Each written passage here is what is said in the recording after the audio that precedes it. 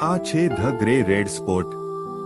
શું તમે એની ખાસ વાત જાણો છો? આ એક એવું વાવાઝોડું છે કે છેલ્લા 400 વર્ષથી ગુરુ ગ્રહ પર ચાલી રહ્યું છે. ત્યાંની હવા લગભગ 16,000 કિલોમીટર પ્રતિ કલાકની સ્પીડમાં ફરે છે. તમે કહેશો કે આનાથી શું ફાયદો? પણ આનો ફાયદો તો છે, કેમ કે આખો ગુરુ ગ્રહ ગેસથી બનેલ છે. અહીં 4,453 દિવસ વાવાઝોડું ચાલ્યા કરે છે. ગુરુ ગ્રહની ગ્રેવિટીના કારણે એના નજીક આવનારા નાના મોટા બધા જ લઘુ ગ્રહોને તેના અંદર ખેંચી લે છે.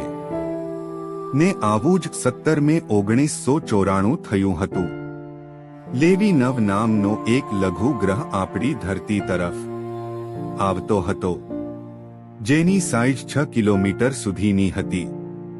પણ આપણી કિસ્મત સારી હતી કે ગુરુ ગ્રહની ગ્રેવિટીના કારણે એ લઘુગ્રહ ગુરુ ગ્રહમાં જાતો રહે છે.